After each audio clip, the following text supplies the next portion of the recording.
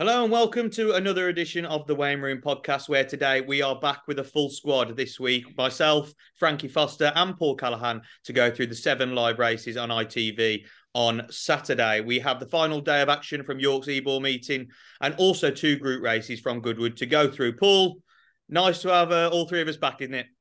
Yeah, it's great. It's been a while now. Hopefully we'll nick a few winners. Be nice if we got a couple of attractive prices in there. But yeah, it'd be nice to nick the winner or two all the same. Cracking week at York so far, and I suppose we've got to mention Paul Hannigan. I suppose a change in the guard, father time waits for no man, but he's had a fantastic career. One of the nice guys in and out of the saddle. Yeah, definitely. We're recording Friday morning where he has his last ride, doesn't he, on a race course. Been a brilliant jockey. Frankie, you've been there the first 2 days, obviously recording ahead of the third day. What are some of your highlights so far? Obviously, Mostadaf Paddington, that was a big clash, and we had the Group 1 Yorkshire Oaks yesterday. That was an absolute cracker. Who will you take out so far? I think Mostadaf was really good. And it was, I know it's easy to say this, and how many times do we talk about a great ride from Dettori, but it really was a great ride. He dictated the pace, didn't he, and did exactly what he wanted to do. Um, and I think, you could probably run that race on different courses and on different grounds and get a different result. But on the quick surface at York and the way that it panned out, that was a brilliant performance. And then I don't know if there's another standout horse as such, but just the finishes that we've had all week. There's been some cracking finishes in all of the races, whether it's the handicapped or the group races. There hasn't been too many races that have been kind of buried from the 2 furlong or furlong pool. There's been a lot of good finishes, so it's been really good fun to watch. And being there for 2 days, it was absolutely packed on Thursday, and the atmosphere there for some of those big races was brilliant. Yeah, the York Ebor meeting is one of my favourite meetings. Obviously, not even just going from watching, but like you said, you've been there the last 2 days, and the atmosphere does look absolutely incredible. So I hope it continues for the next 2. We're going to be talking about Saturday's action, where on ITV they have some cracking action with 5 races from York and obviously 2 from Goodwood. We're going to start at York. With the Group 3 Sky Bet Symphony Group 3 Strensel Stakes over a mile and a furlong. Some really interesting runners go to post here. You have Nostrum at the top of the market at 6-5, El Drama at 3-1, Jimi Hendrix trying himself in a group race again at 5-1, Spirit Dancer at 11-1, Flight Plan 11-1, and Chichester the outsider at 33. Frankie, we'll start with you. Look, I don't want to be speaking too early at the top of the pod and thinking we might have nap material here, but I can't understand how Nostrum is odds against. What do you think? I agree, mate. I agree. I think he's a very, very fair price. Um, just a sounds straightforward sometimes, doesn't it? But surely he's the best horse in the race. He's a group winner as a 2-year-old. He came back from that break, was really impressive at Newmarket on the July course. Was beaten last time out, but still ran a good race, and it was on soft ground, which probably doesn't suit and does suit the winner, Epictetus. So, that was favouring the winner that day. I think he's a league above these, in my opinion. And at York, especially on quick ground, I like to side with classy horses. Don't necessarily like a tough battling horse. I want one that's just going to skip across the surface, a proper class horse, and I think Nostrum is that. So I think good to firm ground at York against this field as well. We could get this so wrong, but I agree. I think he's such a fair price. Paul, are you in the same camp or are you taking on Nostrum? I'm in the same camp. I think after saying about the tight finishes at the top of the show, I think we'll be hoping that Nostrum is this put to bed at furling out. He's a gorgeous looking horse. He's big. He's quick from the stalls, which I'm not sure maybe did him no favors. Maybe last him out. He was a little bit on the bridle, and then as Frankie mentioned, the ground probably dented that turn of foot that he showed at Newmarket the time before. He's got his ground here. Big stride. You'd imagine Ryan will be trying to ride a waiting race once again from the front and just winding, getting the fractions, winding it up from halfway or what have you. You can up to 1 mile here, should suit. So yeah, Nostrum, all over Nostrum here. Yeah, I honestly can't get my head around this. I think this could be the bet of the week. Um, I can't believe this is 6-5. I personally think it should be 5-6, even 4-6, because El Drama has shown very, very little since earlier on in his career. Jimi Hendrix obviously showed last time he was a handicapper going into group racing, and the other three horses just aren't at the same standard at Nostrum. What Nostrum did as a juvenile, yes, he's come back this season. His first run in the listed race at Newmarket was absolutely outstanding. Like, it was breathtaking how he just kicked on and went zoom and just went away. That was brilliant. Obviously, last time he tried to do the same when asked to kick, getting into the soft ground. I don't think he handled it as well as Epictetus, but he still ran a very, very good race. I think I think he will improve from his 2 runs so far, but I think if he runs to the standard of those 2 runs, he still wins this race. And I just can't get my head around the 6-5. I'd be gobbling that right up until it goes all the way down to even money. I think 5-6 is probably the fairest price, and I can't believe it's odds against. So yeah, hopefully it's a nice start. We could have egg on our face. We could be missing a massive trick here with the other runners, but I'm glad we're all in agreement because we've gone in strong, race one. Yeah. So I think Nostrum's got a huge chance in that opener. We're going over to Goodwood then for their first event of the afternoon on ITV, and it sees the Group 3 William Hill Prestige Fillies Stakes over 7 furlongs. Another nice event, obviously, on the ITV card away from York, and at the top of the market we have Shawari at 9-4. Unbeaten for Ollie Sangster. Carla's Way, who looked a nice horse on debut. She wasn't so good at Royal Ascot, but she's in second favourite at 9-2. Pretty Crystal, 13-2 for Richard Fahey. Darnation, 8-1. Dazzling Star, 9-1, and 10-1, bigger the rest. Paul, we'll start with you on this one. I've got... Yeah, sorry, James. I've gone with Carla's Way. I think she can bounce back here. She was very good on debut over the 6.5 furlongs at Doncaster. She looked sharp. She was quick away from the stalls. She made her own running, and she quickened away nicely in the closing stages. And she didn't, so often as the case at Doncaster, when horses get tired and they're hitting the finish line, the exit where the horses come on and off the course at Donny is just past the winning post on the right. She actually didn't really veer in the last half a furlong or so towards the right. So she was pretty straight at Donny. In contrast to her run in the Albany, I thought she ran well for a long way. Like, she was on the far side. She was, in the end, she wandered slightly when she came off the bridle and what have you. When push came to shove, she was probably never as fast as that in her life. So I would forgive her that. When push came to shove, she did have a little wander to the right. Saying that, she had no horses on her right, maybe just to help her and keep her straight. She's got a decent pedigree here. She's got the price tag to match it. She cost 350,000 sterling as a 2-year-old. She's well bred. She's from a Group 1 winning family, and at 9-2, I'd be happy to row in with Carla's Way.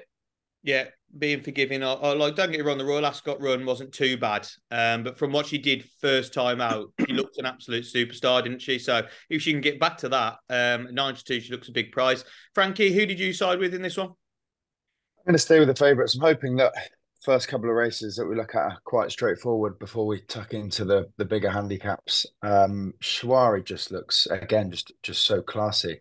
She's been really good on both starts when winning. All of these horses are obviously young and improving, but just the way that she looked when winning last time, all of the other jockeys were getting pretty animated and asking their horses for more, and Shawari was just cruising. There seems to be a lot of ability there, so pretty boring, but I think Shawari is the right favourite and sets the standard for them. Well, in this one, if I've given away my nap in the first race, I think I'll give away my next best in the second one we're covering, because I'm going with Shawari as well, and I think I find it very hard to get beat in this. I think Carla's Way, obviously, and Pretty Crystal, they're very nice horses, but for what Shawari's already done so far in her career, I think she's going to kick on again, and I think she's going to be very, very tough to beat. And she was 5-2 yesterday evening. And 9-4 this morning. I think that's probably a fair price. I think 5-2 would have been quite nice. I think 9-4 is a fair price. I've got no problem taking that again. Like you mentioned there, Frankie, she's shown on her 2 starts, one on good to firm and one on soft ground. Both really, really taking performances, I thought. The first one at Newbury over 7 furlong in a filly novices stakes, won by a length and a half, and then she got chucked into a listed race against Soprano, who we have matching form with Carla's Way. Obviously, Soprano beat Carla's Way at Ascot, but Shawari on soft ground, which probably Soprano didn't want either, but I don't think Shawari really wanted it either. But she knuckled down and got the job done in the listed Star Stakes at Sandown over the same distance. Fallen Angel was second that day. Fallen Angel's come out and won a Group 3, the Group 3 Sweet Solera Stakes, with Soprano back in second since. She's very versatile when it comes to ground. Like I said, she's won on good to firm and she's won on soft. I think the field have it all to do to beat her, and I think she's going to stay unbeaten. So Shawari in the first at Goodwood, I think she's got an excellent chance. Back over to York then. And the second race of the day on the Knavesmire is the 225 Sky Bet Melrose handicap. And this is one of my favourite handicaps of the week, even though, like I mentioned off air, it's absolutely fried my brain because you can make so many different cases for so many different horses here. Some are unexposed at the trip. Some are unexposed in general. Some are ahead of their marks. And some have proved it time and time again already this season. It's just which one you pick to go with. Frankie, we'll start with you. Who did you land on in the end? Yeah, I keep getting sucked in. If there's a John Thady Gosden runner in the handicap that's relatively unexposed, I can't stay away from them at the moment. Middle Earth is the selection for me. Who's only been seen 3 times, was second the first twice, and then his most recent performance would be the one I'm most interested in. When getting into a good little battle with Nakib, they went 9 lengths clear of third place that day, and Middle Earth managed to stay on and get the job done. Nakib went off, I think, if I'm just trying to have a look, 4-7 favourite. So it was obviously well fancied, and then did go on and win next time out. So I think that form is good. I like the way that Middle Earth, got into that little bit of a battle and plugged on. An extra 2 furlongs here, I think, will suit even more. And with just the 3 starts relatively unexposed, and off a mark of 93. So there's quite a lot to like, I think, about Middle Earth in just the 3 starts, especially that most recent win. Yeah, 10-1 chance Middle Earth. One I looked at as well. He's got a very, very good chance. You mentioned Nakib there. Obviously, Nakib, I think, is full brother to Baid. And there was obviously big things thought of him. And he's come out and I think he bolted up at Kempton, didn't he, in the week by about 10 lengths, going off at 1-7. And it was a very good performance, but we don't know how good the field was. But yeah, I can see the case for Middle Earth definitely at 10-1. Paul, there's one in here over from Ireland for Aidan O'Brien that's really, really interesting to me. Denmark was a horse I followed last year and obviously came back this year, ran once, and we haven't seen him since. To bump him up to 1 mile 6 off a mark of 97, he could either need the run or be massively well in. So what do you think of Denmark? I've sided with Denmark. I don't know. I just think he's an interesting runner. He won his maiden at Naas, and Ryan Moore went over to ride him at Naas. So he's obviously taught quite a bit of him from what he was showing at home.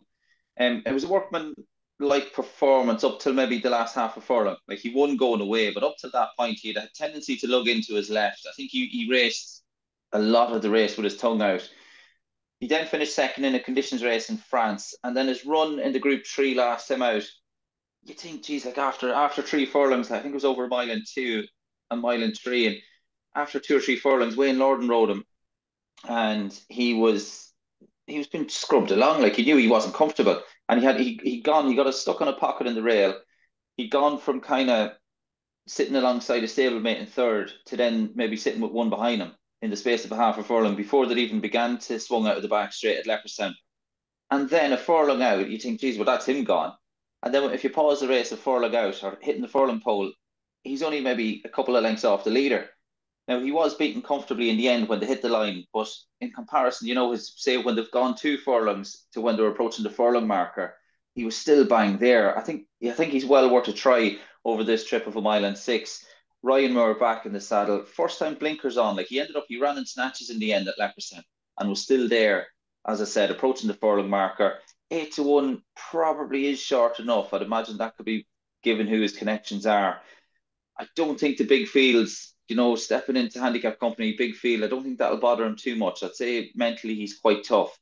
But I'd say he probably just has his own way of doing things. First time blinkers, I think he'll either love them or hate them. He mightn't face the blinkers. He could be just that type of horse. But if the blinkers have the desired effect, I think Denmark could have a big say here. Yeah, I think Denmark's a fascinating runner. And obviously, just to be he's been seen 3 times, and to be lugged into a race like this on just his 4th start, knowing Aidan O'Brien and how he's campaigned his horses throughout the career, he's always been ballsy. But this could be one of the best of them if he goes and wins. So Denmark for Paul 8-1. Yeah, the one I landed on the end after about half an hour of going through this race was Alhambra Palace for William Haggas. William Haggas does have the market leader in Lordship at 5-1, but Alhambra Palace currently 7-1, was 8-9 yesterday. Look, this horse does do his best work with a bit of cut in the ground. There is showers in the air on Friday, and there's supposed to be a couple of showers on Saturday. Not sure it's going to change it to probably the ground that he would prefer, but he has shown form on good to firm as well. So I'm going to take the chance that maybe a little bit of juice gets in the ground, might turn it good. And if there's a little bit of soft, I'd be even more all over this horse. But I just think he's very, very well handicapped off his current mark. He needed his first run of the season at Carlisle over 9 furlongs. He was then a very, very unlucky loser next time out on handicap debut at Leicester on good to firm. He finished back in 4th, but he only went down by half a length. If you look back at that race, he was held out in the rear. I probably wouldn't say he got the best ride in the world ever, but he got there and he should have won the race, and he was just a bit too far back. Again, he went to Epsom, and he was becoming the bridesmaid. He just couldn't get the job done. He was finished second at Epsom over 1 mile 4, but he did like the step up that day. He then went to Ascot on good to soft ground off a marker 67, and he absolutely bolted up close to 5 lengths that day, and he showed his true form. Last time out at Sandown, stepping up to 1 mile 6 for the first time, he absolutely revelled in the distance. He won going away again. And that was off £5 higher in heavy ground. He's now up to a marker 79. But Adam Farringer takes the ride again, taking off 3. So effectively, he races off a marker 76, which is only £4 higher than his last win over this trip. Like I said, any rain that falls will be absolutely brilliant for Alhambra Palace. He's the bottom weight in this off 8-3. We'll never know which one Tom Marquand wanted to ride in this race, because he can't make the 8-3. I think the lowest he's ever gone is probably 8-9 or something like that. So whereas Adam Farringer can pick up this ride, it might be beneficial for him, because even though Lordship's proven it as well, I think Alhambra Palace has got a huge chance off bottom weight. At 7-1, I think it's a really, really big player. So that's the Melrose Handicap covered. We're going to go back over to Goodwood then for their final event on ITV this weekend. And it is their feature race, the Group 2 Celebration Mile Stakes. We have another good field going to post here. We have Epictetus 3-1, obviously a course and distance winner last time at the festival. At the top of the market, Aldari coming back 100-30. Charin, really interesting at 100-30 as well. Random Harvest 8-1. Angel Blue 12-1. Knight at 14s. Holguin 16s. And Gala on the outside of the field at 20-1. Paul, it's quite a decent field, isn't it? It's full of horses that maybe not Group 1 level, but definitely Group 2, Group 3 level. And I did find it tricky with a lot of them having, you can make a case for a few of them. So who did you land on? Absolutely, James. I've gone with Epictetus, who, like you said, ran down Nostrum last time out, putting a disappointing run at Ascot behind him from the time before. Got a lovely run round at Goodwood last time out, but got a good run round behind Nostrum last time out. Quickened up nicely in the closing stages. Like you said, the soft ground probably dented Nostrum's turn of foot in the closing stages, with maybe flattered Epictetus' performance, but got the job done nicely. I think if he can hold that form, he is the one that have to beat. He is better with cutting the ground. Having said that, he has won. He's won his maiden, I think, on good to firm. He has good form on good ground as well. Probably with a bit of juice in the ground does favour his chances more, but I do think Epictetus will take the beating.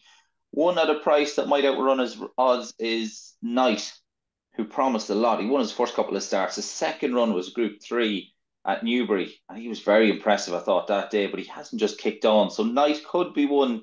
I know he's a bit defined. He was 4th behind Epictetus last time out, but if he puts his A game gets his act together, Knight could well outrun his odds of 14-1. But for the win, I've gone with Epictetus. Yeah, Epictetus, top of the market, obviously showed last time just how good he was on the drop down to a mile.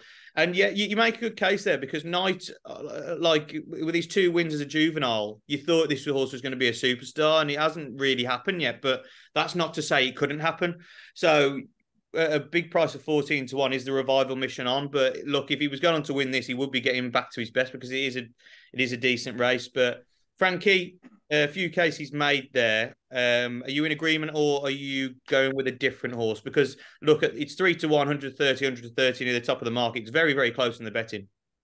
Yeah, and the betting suggests it's tight. And Epictetus, yeah, I could have if it was good to soft. I think anything softer than good. I think Epictetus would get the vote. But whether it's good or firmer, I'm going to go for Charon. You mentioned there's lots of horses that aren't quite Group 1 level, but are Group 2, Group 3, and he's exactly that. Really, he was second in a Group 2 on his first start of the season, and then has exclusively raced in the best Group 1 races and isn't quite there, but has been running well.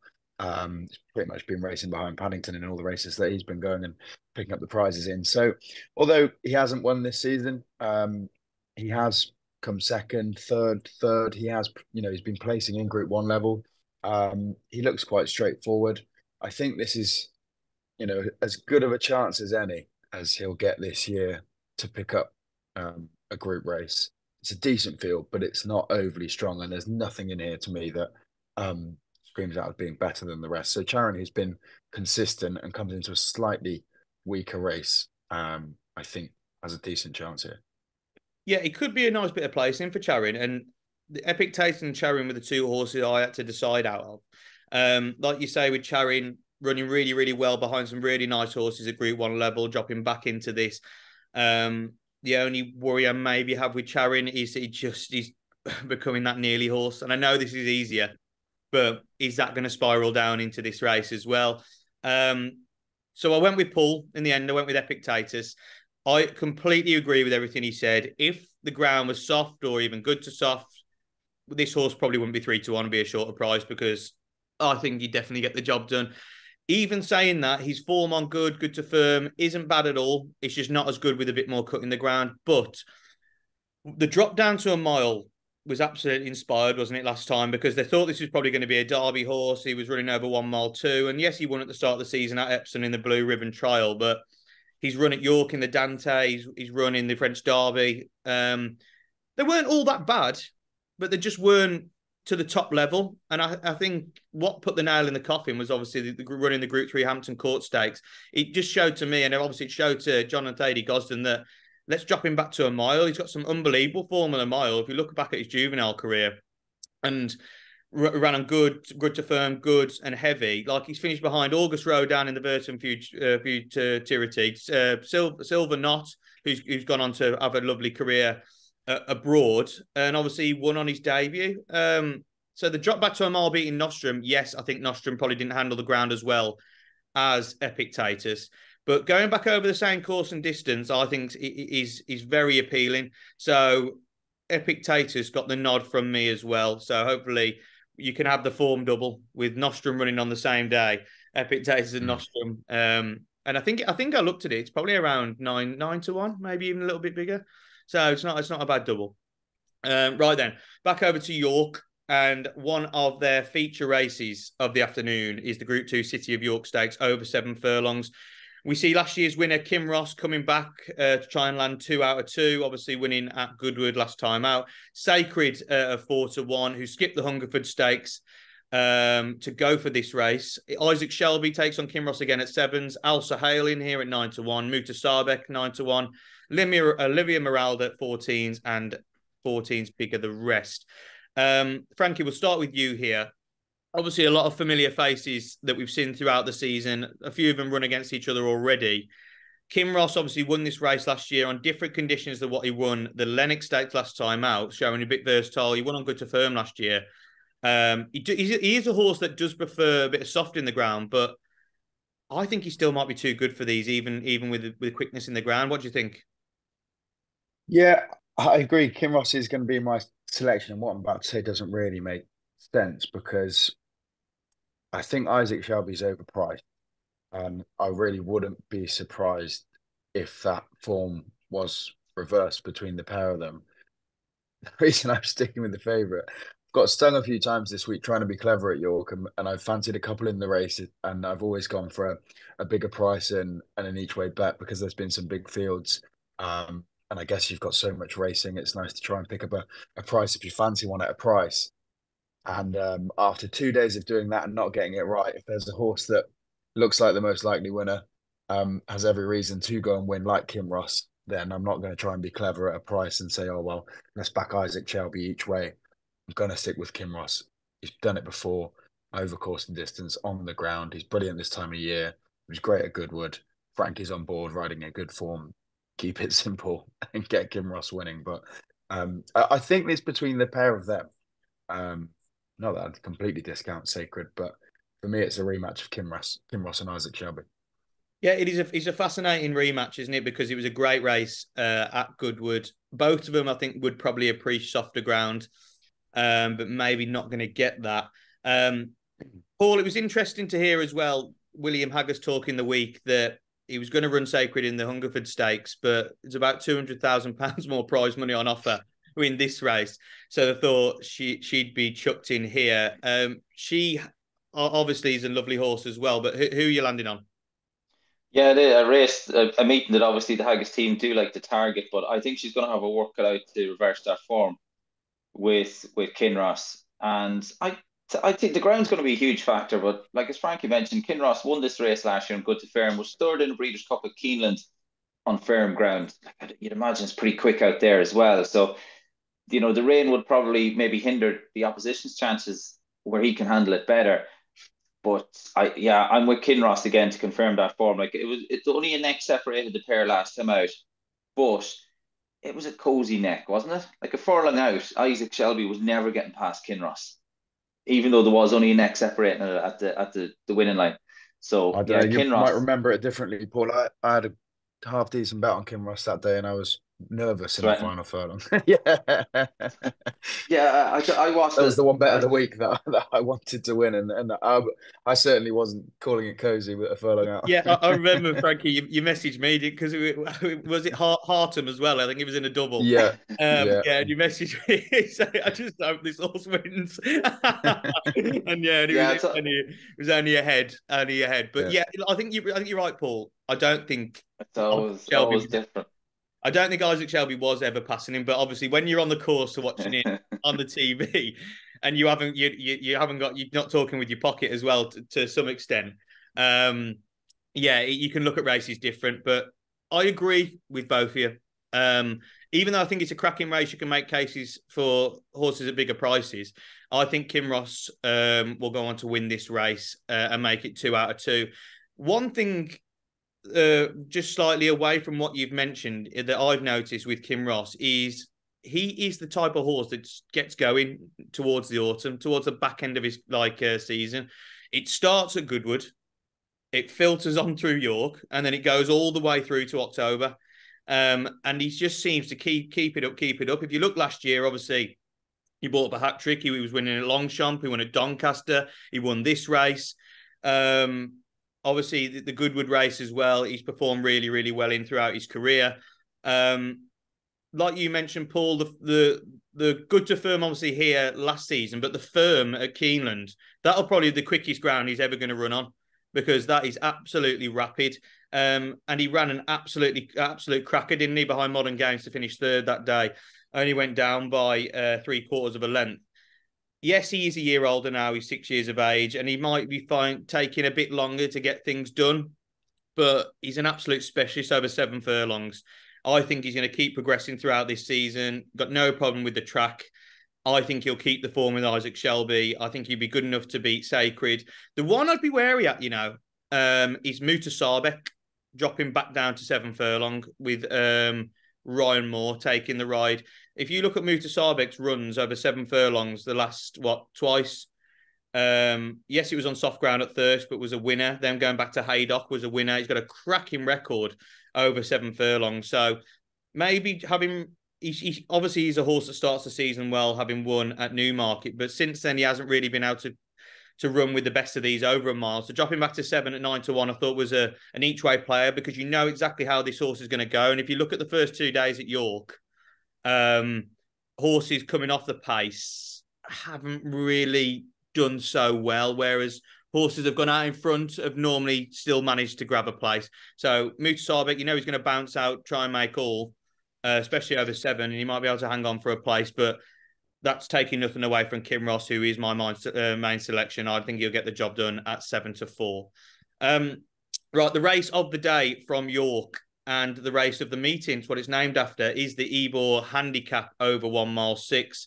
Huge field goes to post as ever, 21 runners. We have Sweet William at the top of the market, currently at 7-2, was 4-1, been nibbled in slightly for Jonathan Thady Gosden and Rab Havlin. Absurd for Willie Mullins and Frankie Dettori. Real Dream, Ryan Moore, Sir Michael Stow at 8. Live Your Dream, 9-1.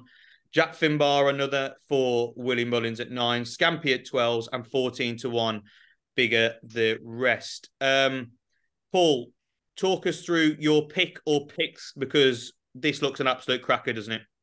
It's a belter. And James, by process of elimination, I'm not going for a 7-2 shot in such a competitive handicap. You know, Sweet William has an obvious chance at 7-2.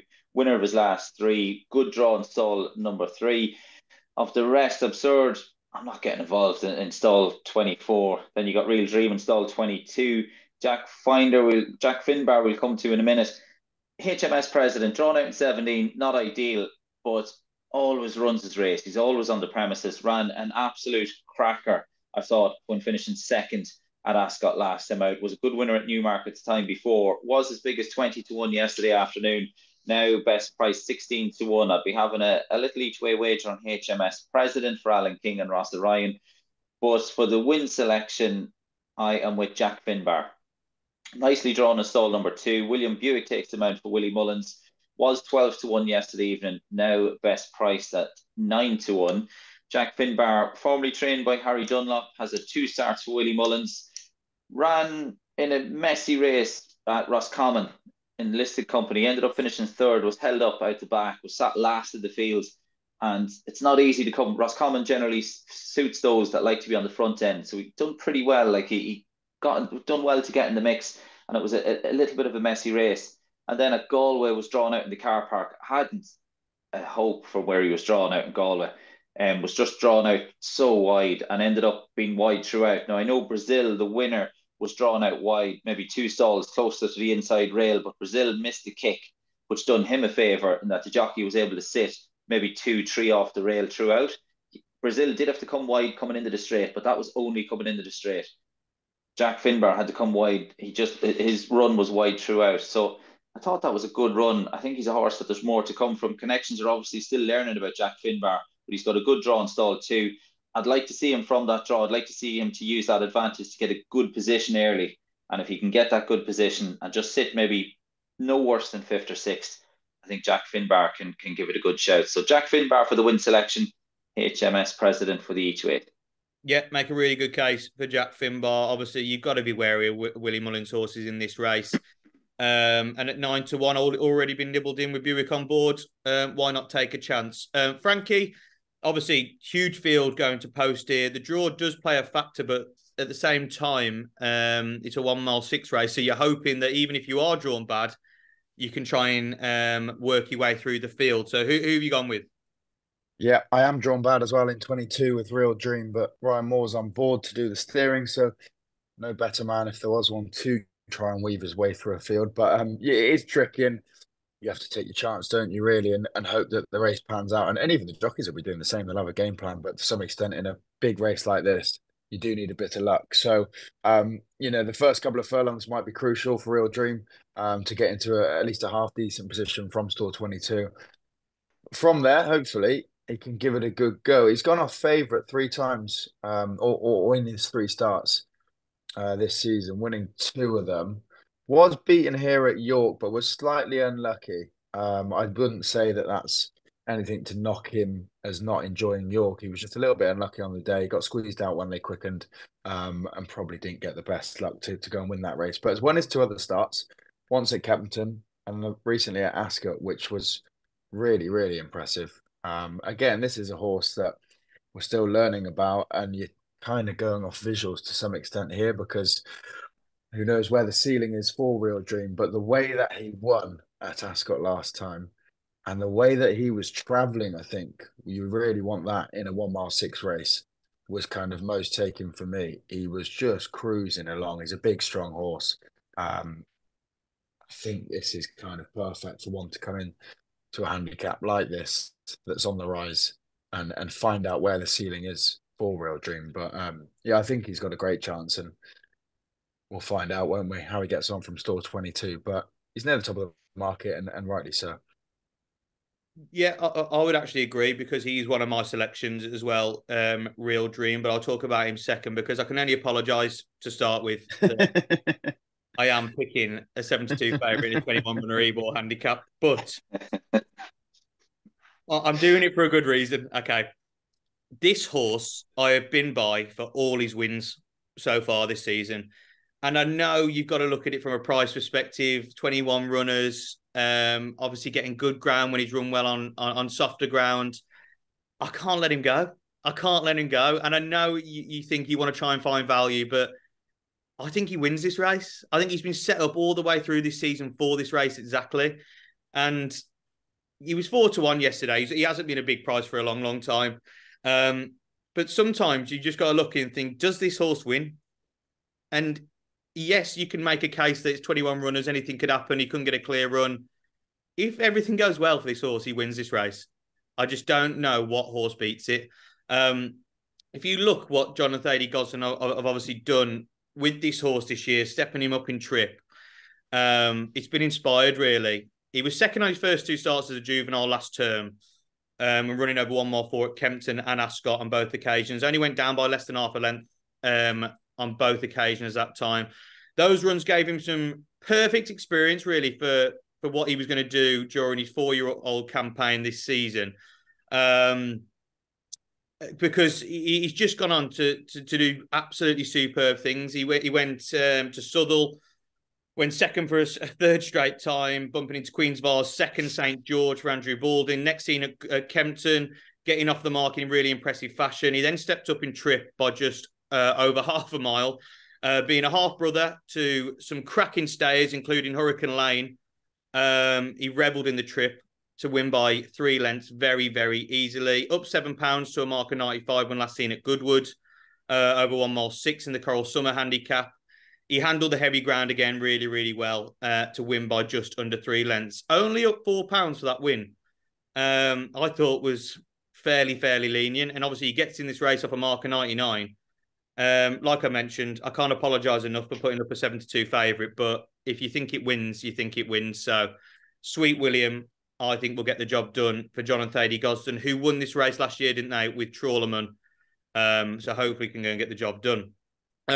But Frankie, I agree with you. Real Dream, sorry. I think even though drawn in stall 22, this is a horse that loves to pass horses. If you watch through his racing so far throughout this season and throughout his career, he likes to go and pass horses. If you watch at York, 2 starts ago over 1 mile 4, he was out the back of the TV, really. And the ground he made up to finish just a length behind Scampy, who's obviously gone on to be progressive this season already and is in this race, giving weight away to the winner, I thought was very, very good. The step up to 1 mile 6 last time out brought even more improvement, absolutely bolted up at Ascot. What probably wasn't the strongest race in the world, but showed that 1 mile 6 was exactly what Real Dream wanted. So Michael Stoute isn't in the best of form, but he is a man for the big occasions. He's done it time and time again over the last, 40, 50 years. And I think Real Dream off a mark of 99, winning off a mark of 91 very comfortably last time out, I don't think it's in the grasp of the handicapper either. So, yes, stall 22 probably isn't the ideal, but for a horse that does want to pass horses, I thought 8-1, you're going to be getting probably, 7, 8 places with some firms maybe in a race like this. I think 8-1, if you can get that price for 7 places, let's say, I think it's a really, really good each way bet. He'll be staying on at the finish. But from a win perspective, I know it's boring, but I've got to stick by him. Sweet William for John and Thady Gosden. Right, the final event probably the trickiest event of the podcast we're going to have a look at, full of some of our old friends that we've been talking about for years, in the Sky Bet Constantine handicap over 6 furlongs. Look, it's a very, very tricky event, and a lot of these runners are running against each other for the umpteenth time, but we love it. We love talking about these horses, don't we? Summergand at the top of the market, 15-2, one of my old favourites. Abraham Gold, winner of the Stewards Cup at 8-1. Orazio, favourite for the Stewards Cup, who didn't get the job done at 9s. Gale Force Mayer at 10-1. The Green Man, 10-1. My best mate, Mr. Wagyu, 11-1. 12-1. Frankie's best mate, King's Lynn. You could talk about all these horses that we've talked about forever and ever. But Paul, we'll start with you for this one. Like we mentioned, a lot of old favourites, but who have you come down on? I'm with Lethal Levi, sporting the cheek pieces. He's got some good handicap form from last year that included a good second over course and distance in a similar event last June. He was last seen finishing 5th and 9 at Newmarket in a race won by the ultra consistent Guidor. That was a funny old race, and when they broke from the stalls, they almost split into 3 groups. Lethal Levi ended up on the far side on his own, then came across and joined the main. Then they came into one group. He was probably on the wrong side for pace reasons. A lot of the pace came up the near side. He was on the far side. The fractions, he was apprentice ridden, and the fractions were pretty generous. I think hitting the 2 furlong marker, they were going pretty fast. Even maybe 3 furlongs out, they were probably going faster than ideal. Clifford Lee back in the hot seat on Saturday afternoon at 14-1. I think Lethal Levi should give it a bold show here. Yeah, Lethal Levi, Clifford Lee taking the ride for Cole Burke, 14-1. Definitely got a chance. Very, very speedy horse. Frankie, who did you land on in the last? I'm not going to be backing King's Lynn. I know that much. I've given up. You know what's frustrating about that as well is I kind of said, look, at Goodwood, this is going to be the last crack at King's Lynn, and that day or that week even at Goodwood, lots of horses you can kind of just discount that because the ground was so bad. So if I was saying I was willing to back him then, I probably should still be. But yeah, I've fried my brains with King's Lynn. It's only so long you can say you think a horse is better than his mark and well handicapped, and he just keeps not performing.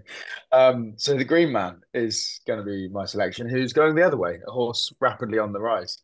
Has had a very busy year, lots of racing on the all-weather, and has won twice since switching to turf. One of those at York. And if you kind of follow the career of Greenman, or you follow his last 3 starts from winning at York, went up £9 and was beaten at Newmarket, but Kaya Fraser did drop his whip in the final furlong. So he still went off 11-8 favourite. He still travelled through the race nicely, but the jock had no whip to finish the race, which is not going to help things. And then the same mark of 95 at York finished a good 3rd. Comes here back to York again, back off 95, but Kaya Fraser back on board, taking off the 5. So provided he keeps his whip in his hand, I think that 5 could be quite useful. And the Green Man can keep the progress going because he is improving with every run, I think. So yeah, the Green Man gets my selection with the £5 claimer on board. Yeah, lovely stuff. 10-1 chance course and distance winner. Definitely going to go close. This race. Because it's full of some of my old favourites. And look, how many times have I put Summergand and he's done so well for me. But now up to a mark of 102, I've got to leave him alone. Like I mentioned with Mr. Wagyu, he only wins in June or July. He can't possibly win any other month, so I'm going to have to leave him alone as well. So I've come down on 2 in the end. And it was a horse I put up at the start of the season that hasn't really got going yet. But coming back to York, I think Gale Force Mayer at 10-1 has a really, really big chance for Michael Dodds and Connor Beasley. She's a horse that's been running enlisted, Group 3, back down to Class 2 handicaps all the way throughout her career. And she's been fairly, the majority of the time, very, very consistent, winning a lot of races for these connections. This season, she hasn't quite been there. And I might be wrong in the sense of picking her because she might be done now. 7-year-old, she might not be at her best anymore. But I still think coming back to York, she can grab some each-way money at 10-1 because if you look at what her best run this season, it came on her 3rd start at York over course and distance in the William Hill Group 3 Summer Stakes. Swing Along went on to win that day. Royal Acclaim was back in second, and Gale Force Mayo was only behind by a length. If she runs that level again at this track, she will go very, very close. She did run 6 days ago at Pontefract in a listed event, and she probably didn't run to the best ability. But I just think she does her best running at York. If you look throughout her career, she's got form figures of 3.3113 over this course and distance. So if she wasn't to finish out the top three again, she'd be landing some nice place money at 10-1. And I thought, off a mark of 102, I thought she could do that. So Gale Force Mayo would be my first selection. But another old favourite that I couldn't let go at 20-1 was Mums Tipple. And this could be one of the most frustrating horses out the lot of them, because he has shown ability to all the way throughout his career, but chucked in so many bad races to make you think, what is going on in this horse's head? The reason why I'm going to put up Mums Tipple, obviously from an each-way perspective again, was you look at his run a long, long time ago at York when he went on to win the Premier Yearling Stakes. He won by 11 lengths under Ryan Moore. Look, that was back in 2019. But it was a very, very taking performance. He maybe hasn't gone on to kick on his career, but that was at York. And I know he has run at York since, probably not to the best of ability, but having that course and distance form, even though it was a long, long time ago, I'm hoping we'll give him a good stead here. He wasn't very good at Goodwood last time in the Stewards Cup, but I thought the ground was basically unraceable, and it turned out to be. They called off the rest of the meeting after anyway. Mums Tipple doesn't want that heavy ground. But Ascot, Royal Ascot, the time before that, in the Wokingham Stakes, he ran an absolute cracker. He only finished a length and a half behind winner St. Lawrence in the Wokingham Stakes. St. Lawrence has come out and run a really, really good race since that, finishing third in Deauville in the Group 1 Prix Maurice de Geest. Apollo 1 has since come out and ran second in the Stewards Cup. And that was off a mark of 100. Only racing off a mark of 101 here. That was on good to firm ground as well. So if the ground does stay good, I think Mums Tipple off that mark, if getting back to the form of the fourth at Royal Ascot, has got to outrun his odds at 20-1. So I just thought that was an interesting angle in. But like I mentioned, Mums Tipple, very, very frustrating horse. So anything could happen. But I'm hoping that he is on a going day. Right, lads. That is all of the big races covered from the final day of York and Goodwood on Saturday on ITV. All we need now is the naps. It's naps time. So, Frankie, we'll start with you, please. Who is your nap of the weekend? Everyone's waiting to get in first with Nostrum, aren't they? I think that could be a team nap. If we have Nostrum as a team nap, and I go elsewhere. Middle Earth, I think I'm going to be brave and try and find the winner of the Mile Race, which is a tricky race. But like I mentioned, I like the way that he won last time out, and I like horses that really kind of need winding up a bit, but then once they do hit top gear, they keep going, and I think he will do that down the straight at York. So Middle Earth for me in the Mile Race. Yeah, 10-1 chance, ballsy. We like it a lot. Paul, we've got the team nap with Nostrum. So who is your nap? I like Kinross as well. 7-4. I'm not going to nap that. You don't need me to tell you that Kinross is an obvious chance. HMS President each way in the Ebor. 8 places, 16-1. You'd be looking for best odds guaranteed if he does drift back out to 20-1. But at the moment, 16-1. If HMS President places, it's a little bit better than 2-1. So 16-1 currently as a fun each way nap this weekend on the pod, and with HMS President to fill one of the first 8 places in the Ebor. Yeah, lovely stuff. Nice big price again. Sorry, lads, I can't follow. I'm going to try. I'm going to try to keep it a bit lower because I picked this out earlier. Obviously, Nostrum, I couldn't talk highly enough about that horse, and we all like the chances of Nostrum. But Shawari in the first at Goodwood, unbeaten in the 2 races so far. The form of that second race at Sandown in the Star Stakes has worked out really well with Fallen Angel and Soprano. I just can't see how she's beat. So Shawari, 9-4 was 5-2 yesterday, but 9-4 is my nap for this week's pod. Thanks as always, lads, for your selections. Nice to be back as the trio this week, putting up our selections for York and Goodwood. Another superb weekend of action with the final day of the Ebor meeting and 2 good group races from Goodwood. Whatever you're backing, please make sure you gamble responsibly. Please be sure to like this video, comment your selections or your nap or anything else about the pod in the comment section below. But make sure you are subscribing so you are notified when our shows do go live. All the best, whatever you are backing at York and Goodwood this weekend. And thanks for watching.